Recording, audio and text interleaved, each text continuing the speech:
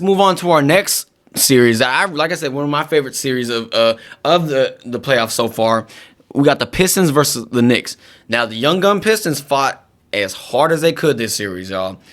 But Jalen Brunson is named the Clutch Player of the Year for a reason, with a game winner in Game 6 against the Pistons. Now, Jalen Brunson went buck wild in Game 6, y'all. He had 40 points on top of that game-winning shot.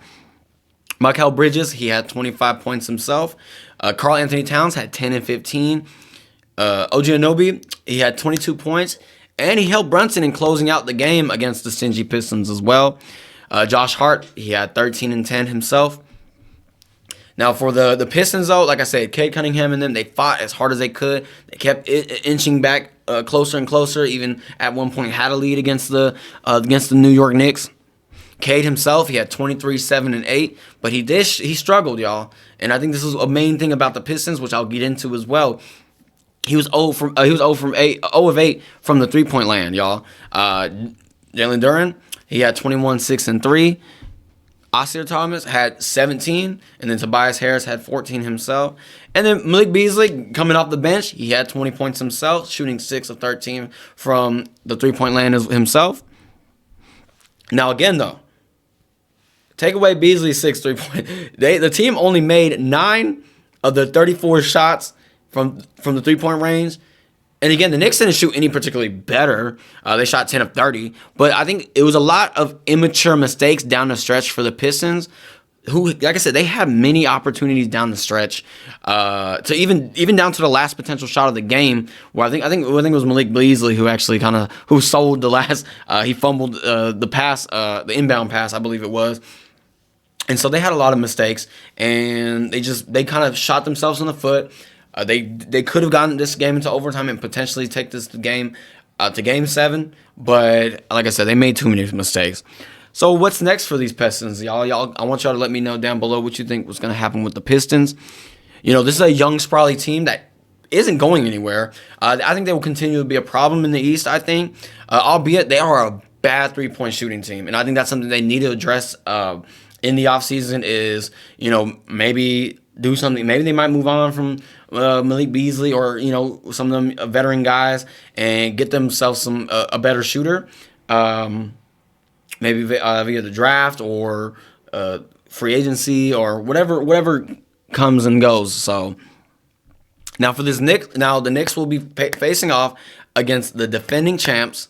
And again, so the Boston Celtics, they don't seem to be slowing down. And then with Cat being a bit of a liability on defense for the Knicks, his play down the stretch is what will be key for them to take down the Boston Celtics. I think. I think if Cat plays well defensively and obviously, crashes the boards and plays well on offense as well, that I think this will give the Boston Celtics a run for their money for sure.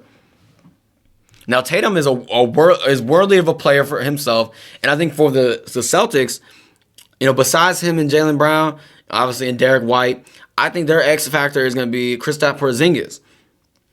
But in short, honestly, I see this series going one or two ways.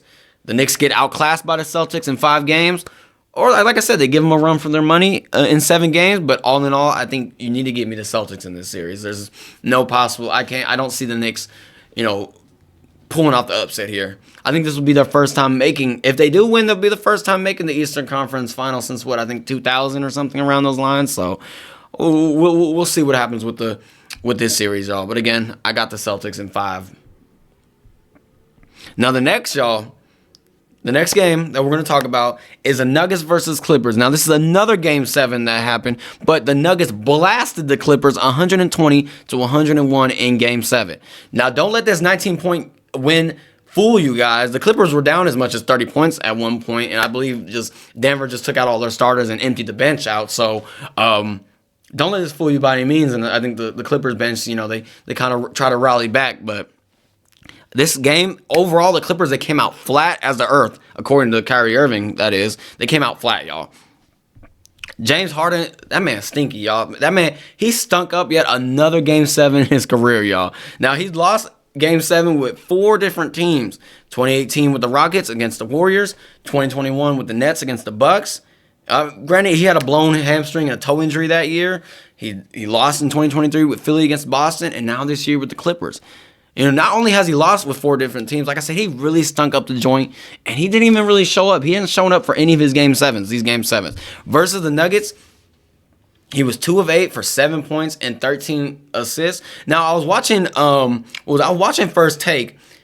I mean, not First Take. I was watching Nightcap with, Shannon Sharp, Ocho Cinco, and they had Quentin Richardson on air as a guest. And he stated, basically, and this is not verbatim, but to kind of summarize what he said, "Oh well, let's highlight that he had 13 assists, and that if the score did not end up how it ended, his numbers were potentially going to be inflated." No, we're not gonna do the what ifs and the buts for James Harden. Like I said, he just played flat out horrible this game. And let's look into his other Game 7 performances against Boston. He was 3-11 for 9 points in 41 minutes. 41 minutes, y'all. And then against the Bucks, he was 5 for 17, 22 points, but he was 2 of 12 from the 3-point range. And then against the Warriors, now he had 32 points, but he needed 29 shots to get to those 32 points. So he was 12 for 29 shooting. He was aggressive in Game 6, but again, I think this man is allergic to Game 7s. He's way too talented of a player to fold like an origami when the lights shine down on him. So just seeing, like I said, this just didn't end out how the Clippers wanted it to. Let's go look at the Clippers, what they did. Kawhi Leonard, he had 22 himself. Jones Jr. had 12. Zubac had 10.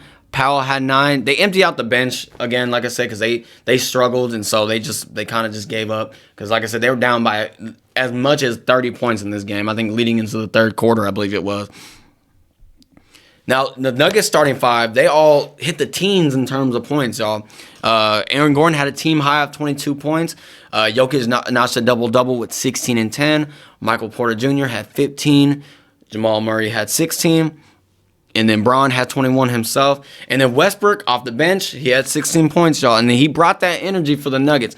Westbrook, I think I mentioned before, but it's a roller coaster experience with with Westbrook, y'all. But he was super consistent this series. And I gave you numbers, y'all. It wasn't flashy. The starting 5 for the Nuggets, they didn't do nothing too flashy. Jokic, he played how Jokic played. Aaron Gordon, he's very underrated, I feel like, on this roster. I feel like, a lot of people tend to forget that Aaron Gordon is a championship player himself. So just seeing, like I said, they didn't do nothing too flashy. I think I'll go into an issue I might have for them leading into this next series. So, but let's get into this next series that they have. They're playing, it's going to be the Denver Nuggets versus the Oklahoma City Thunder. Now, my issue with the Nuggets is they're not necessarily a deep team in terms of their bench. They have Russell Westbrook, and then they maybe might play Peyton Watson from time to time, as opposed to OKC, who has they can rotate 8 to 9 guys in a game. But I know when it comes to the playoffs, though, teams usually run with their 5 out there, and they will play 35 to 40 minutes anyways. But I think the pacing for the offense for OKC might be a bit too much for this Nuggets team. Now, I'm not worried about Jokic. He is the best player in this series and on this planet. So the battle between MVP finals will definitely be a treat between him and SGA. I think there are 2 factors for the Nuggets. It's going to be Jamal Murray and Aaron Gordon. I think these 2 are going to be the key factors for the Nuggets if they want to pull out a win in this series. And I think for Jamal Murray, we need to see what he did against the Lakers. What was it? I think was it last year? I believe it was last year or 2 years ago. I can't remember. We want to see that Jamal Murray hitting game winners, scoring 25 plus this series. And then for Aaron Gordon himself as well, play very well on the defensive side himself. Hopefully, whoever they're going to go up against. So again, if those 2 can play well for the Nuggets, I think they take care of business in 7 games. But in all likelihood, OKC might put the nail in the coffin for Jokic and company, and they might take this series in 6. Now, y'all, with all that NBA news, I want you guys to let me know down below what you think about these series coming up. Do you think the Nuggets can pull out this series win against OKC, or is this OKC's year to bring it all in? I mean, Russell Westbrook, he's coming back and playing against his former team in OKC. It's kind of like a full circle moment here for him. So we can see if he has what it takes coming off the bench for Denver and seeing how this series goes.